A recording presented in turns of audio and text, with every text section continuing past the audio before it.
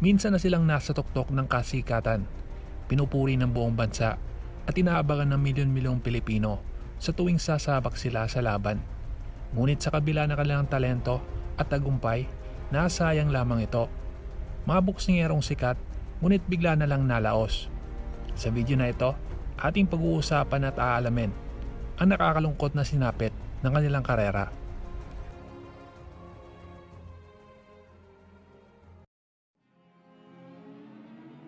Sinasabing siya ang susunod na Manny Pacquiao dahil sa kanyang agresibong estilo, pamatay na knockout power at hindi matalong record sa simula na kanyang karera sa Ala Gym. Umakyat ang kanyang kasikatan ng patumbahin ng mga dayuhang kalaban at makakuha ng pagkakataong lumaban para sa WBO World Title. Minsan na siyang nagkaroon ng 23 wins at 0 losses, dahilan upang mapabilib ang maraming Amerikano sa kanya. Subalit, ang mabilis na pagbagsak ng kanyang karera ay nagsimula noong 2007 nang ma-knockout siya sa unang round pa lamang ng kampiyon na si Daniel Ponce de Leon.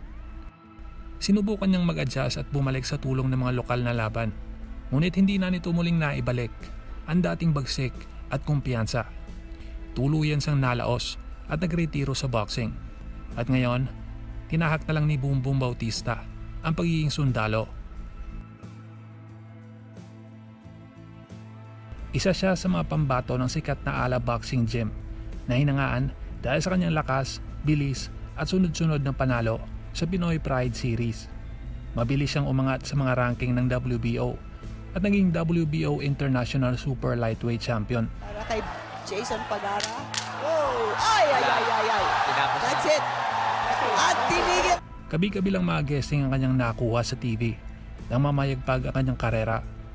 Ngunit ang kanyang pagbagsak ay nagsimula nang dumana siya ng mga sunod-sunod na kontrobersyal na performance at problema sa pagkuha ng tamang timbang. Kitang-kita ang pagbaba ng kanyang kondisyon sa mga huling laban niya, partikular na nang matalo siya sa bansang Japan. Nawala ang kanyang disiplina sa pag-iensayo, na naging dahilan upang unti-unti siyang iwanan ng kanyang mga tagahanga. Ang kawalan ng determinasyon ay nagdulot ng maagang pagtamlay ng kanyang karera.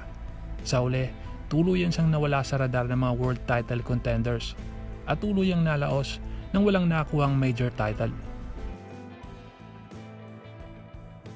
Nakilala si Jack Tipora bilang isa sa mga pinakamapanganib na Pilipinong boksingero sa kanyang henerasyon dahil sa kanyang malakas na suntok, lalong-lalo na ang kanyang pamatay na kaliwang kamay. Mabilis siyang nakilala at nakasungkit ng WBO Interim Featherweight World Title noong 2018. Marami ang naniniwalang siya na nga ang susunod na malaking bituin ng Pilipinas na maaaring maghari sa pandaigdigang entablado ng boxing. Ngunit ang inaakala maging future world champion ng Pilipinas ay unti-unting bumagsak ang karera. Noong 2019, nabigo siyang maabot ang itinakdang timbang para sa kanyang unang title defense sa undercard ng laban ni Manny Pacquiao. Dahilan upang agad siyang mawalan ng kanyang titulo. Ang insidenteng ito ay lubhang nakaapekto sa kanyang kredibilidad at naging dahilan upang mawalan ng tiwala sa kanya ang malalaking promoters tulad ng MP Promotions at ang PBC. Sinubukan pa niyang bumangon sa mas mataas na weight division, ngunit sinalubong siya ng unang knockout loss sa kanyang karera laban kay Oscar Escandon. Mula noon, dahil sa mga issue ng disiplina at pagkawala ng suporta ng mga manager at promoters, unti-unting nawala sa limelight ang dating itinuturing na susunod ng world champion ng Pilipinas. Naging mabilis ang pagsikat ni Duno sa pandaigdigang entablado nang gulatin niya ang Amerika sa pamamagitan ng pag-knockout sa undefeated prospect na si Christian Gonzalez noong 2017. Dahil sa kanyang agresibong estilo na binasagang ruthless, agad siyang pinapirma ng Golden Boy Promotions ni Oscar De La Hoya. Ganun na pabilib si Oscar kay Romero Duno. Umugong ang kanyang pangalan at binansagan pa nga siya ng mga kano na isang exciting prospect na may matinding knockout percentage. Ngunit ang kanyang pagbagsak ay naging madali rin nang itapat siya sa sumisikat na si Ryan Garcia na knockout si Duno sa loob lamang ng 1 minuto sa unang round. Matapos ang pagkatalo ngayon, hindi na siya nakabalik pa sa main event status. Tila nawala na siya ng gana sa mga sumunod niyang laban at doon nagtapos ang kanyang pangarap na magiging kampiyon. Isa sa mga nasayang na talento ng Philippine boxing. Si Prince Albert Pagara ay nakilala sa sarili niyang pangalan dahil sa kanyang makulay na buhok, kakaibang estilo at matinding makakamao. Sa simula ng kanyang profesional na karera, itunuring siya na isa sa pinakamalaking boxing prospect ng Pilipinas matapos magtala ng sunod-sunod na knockout victories at mabuo ang impresibong 26-0 record. Dahil sa kanyang eksplosibong fighting style, nabigyan siya ng pagkakataong lumaban sa mga malalaking boxing events sa San Mateo, California, kung saan mainit siyang sinuportahan ng mga Pilipinong naninirahan sa Amerika. Tila nga wala na makakapigil sa kanyang pag-angat patungo sa isang world title shot. Ngunit biglang nagbago ang lahat noong Hulyo ng taong 2016 na makaharap niya ang veteranong si Cesar Juarez. Bagamat naipatikim niya agad ng knockdown si Juarez sa mga unang round, unti-unti siyang naubusan ng hangin habang tumatagal ang laban. Sinamantala ito ng Mexicano at pinabagsak si Pagara sa ika-8 round, dahilan upang mailabas siya ng ring sa kayang stretcher. Mula noon, hindi niya muling naibalik ang dating kumpiyansa at forma. Sinubukan man niyang bumangon, ngunit hindi na siya gaya ng dati. At ang pagbagsak ng ala boxing kasama ang pagkawala na kanyang motibasyon ang tuluyan nagpatamlay sa kanyang dating maliwanag na karera. Si AJ Bazooka Banal ay tinuturing na pinakamatinik na golden boy ng ala gym noon dahil sa kanyang pambihirang talento, swabing ngunit malulupit na counterpunching at malinis na kartada sa simula na kanyang karera. Dahil sa kanyang talento, napabilib si Freddie Roach at naging trainer nito. Umabot sa tugatog ang kanyang kasikatan na mapatumba niya ang matitinding mga Mexicano at makalaban para sa bakanting WBO World Title noong 2008. Ngunit nagbago ang lahat sa laban na yon nang ma-knockout siya sa 10th round ni Rafael Concepcion dahil sa matinding pagod. Sa isang interview, inamin ni Banal na simula nung magkaroon siya ng pera, hindi niya napigilang magbisyo, dahilan upang hindi na siya masyadong nakapag-focus sa kanyang karera. At ito ang naging mitsa ng kanyang maagang pagkalaos. Sa ngayon ay isa ng boxing trainer si AJ Banal.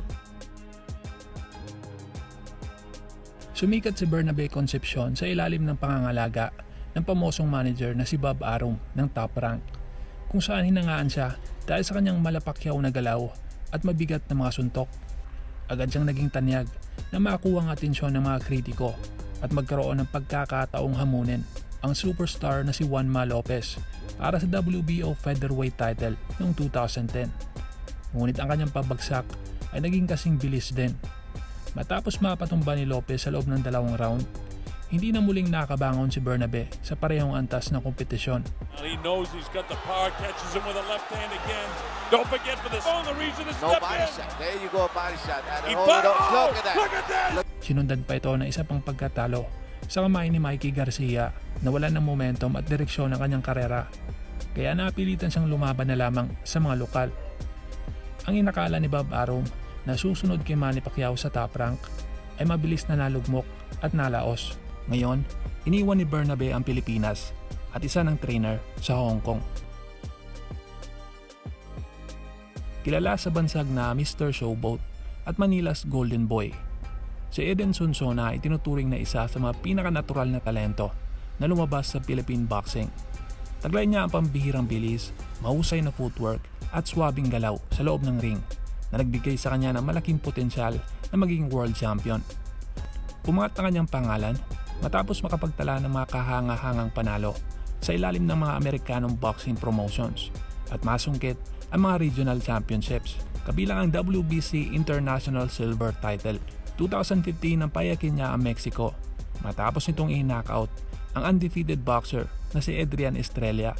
Ngunit sa kabila ng kanyang talento, unti-unting bumagsak ang kanyang karera dahil sa kakulangan ng disiplina. Naaresto siya sa isang police bypass operation sa General Santos City at nagpositibo rin siya sa drug test matapos ang operasyon. Ayon sa mga ulat, ang dating kampiyon ay umano'y naubos ang malaking bahagi ng kanyang kinita sa boxing dahil sa droga. Isang malungkot na sinapit para sa isang atletang minsang itinuturing na isa sa maliwanag na bituin ng Philippine boxing. Ito na marahil ang itinuturing na isa sa pinakamalaking sayang sa kasaysayan ng boxing sa Pilipinas dahil sa kanyang pambihirang talento at maagang tagumpay. Sa edad na 19 anyos, naging WBO Super Flyweight World Champion si Marvin Sonsona matapos talunin si Jose Lopez. Dahil sa kanyang lakas bilang isang southpaw at kakaibang ringside IQ, mabilis siyang tinaguri ang susunod na superstar ng bansa. Subalit, ang kanyang pabagsak ay naging kasing bilis din ng kanyang pagsikat. Sa kanyang murang edad noon, hindi niya nakayanang i-handle ang pressure at kanyang biglaang pagsikat. Ayon sa kanyang dating manager, sobrang immature pa ni Sonsona ng mga panahong iyon at hindi niya alam pa paano i-handle ang malaking pera na kanyang kinita. Maging ang kanyang mga magulang ay hindi raw siya kayang pigilan. Ayon kay Sonsona, nalulong siya sa bisyo at pag-iinom. Inamin din niyang nawalan daw siya ng gana sa boxing. Dahilan upang mapabayaan niya ang kanyang ensayo at propesyon. Tuluyan ang binaliwala ang kanyang karera dahil sa mga personal na issue at katamaran. Siya ay tuluyang nalaos nang hindi man lang naabot ang kalahati ng rurok ng kanyang talento. Ipinapakita ng kanilang mga kwento na ang tagumpay ay madaling makamit, ngunit napakahirap panatilihin. Ang mga boksingerong ito ay magsisilbing paalala na ang talento lamang ay hindi sapat kung wala itong kasamang tamang disiplina at dedikasyon. Gayunpaman, nararapat pa rin nating kilalanin ang mga tagumpay na minsan nilang naibigay sa Philippine boxing.